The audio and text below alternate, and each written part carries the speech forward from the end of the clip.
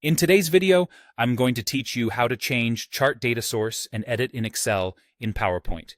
If you've ever needed to quickly correct values, rename series, or expand your chart to include new data, this is the cleanest, most reliable way to do it, because PowerPoint charts are powered by an underlying Excel sheet.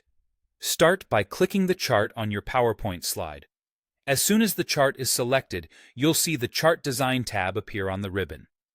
If you don't see it, make sure the chart has the selection handles around it.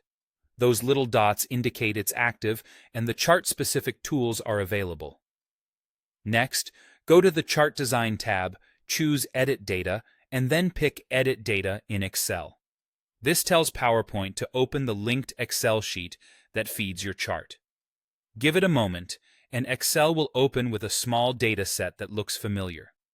Typically, categories down the first column and series names across the top row.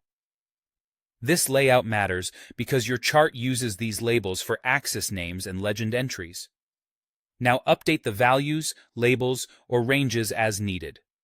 Type directly into the cells to change numbers, fix typos in category names, or rename series by editing the header cells.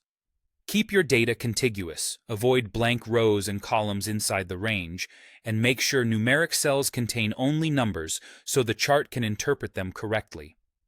As you edit, PowerPoint will read those changes and reflect them in the chart, preserving your existing formatting and animations.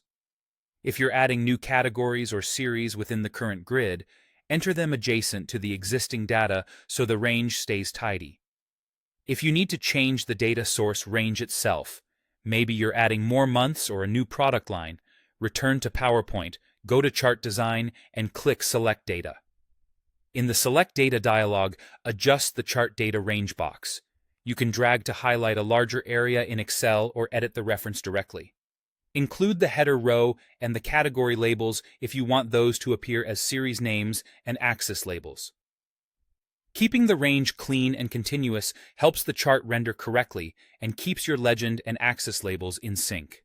When you're finished, simply close Excel. The chart in PowerPoint updates automatically with the new data. If the change doesn't appear right away, click the chart to refresh its focus. That's it. Select the chart, edit the data in Excel, adjust the chart data range if needed, and close Excel to see your updates reflected instantly.